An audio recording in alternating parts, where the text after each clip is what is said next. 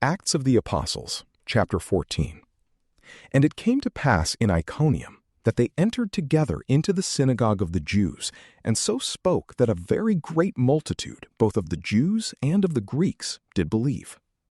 But the unbelieving Jews stirred up and incensed the minds of the Gentiles against the brethren. A long time therefore they abode there, dealing confidently in the Lord, who gave testimony to the word of his grace, granting signs and wonders to be done by their hands. And the multitude of the city was divided, and some of them indeed held with the Jews, but some with the apostles.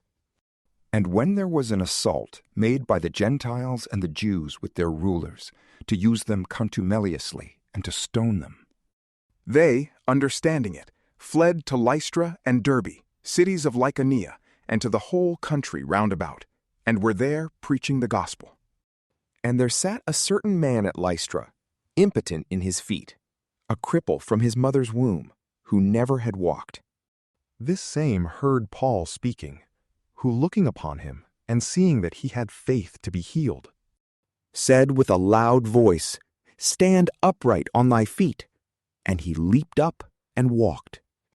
And when the multitudes had seen what Paul had done, they lifted up their voice in the Lycaonian tongue, saying, "The gods are come down to us in the likeness of men." And they called Barnabas Jupiter, but Paul Mercury, because he was chief speaker. The priest also of Jupiter that was before the city, bringing oxen and garlands before the gate, would have offered sacrifice with the people. Which, when the apostles Barnabas and Paul had heard, rending their clothes, they leaped out among the people, crying, and saying, "Ye men, why do ye these things? We also are mortals, men like unto you, preaching to you to be converted from these vain things to the living God, who made the heaven and the earth and the sea and all things that are in them, who in times past suffered all nations to walk in their own ways. Nevertheless, he left not himself without testimony, doing good from heaven, giving rains and fruitful seasons, filling our hearts with food and gladness. And speaking these things, they scarce restrained the people from sacrificing to them. Now there came thither certain Jews from Antioch and Iconium, and persuading the multitude and stoning Paul, drew him out of the city, thinking him to be dead.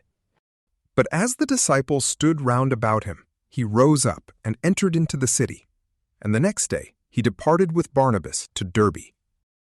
And when they had preached the gospel to that city, and had taught many, they returned again to Lystra, and to Iconium, and to Antioch, confirming the souls of the disciples, and exhorting them to continue in the faith, and that through many tribulations we must enter into the kingdom of God.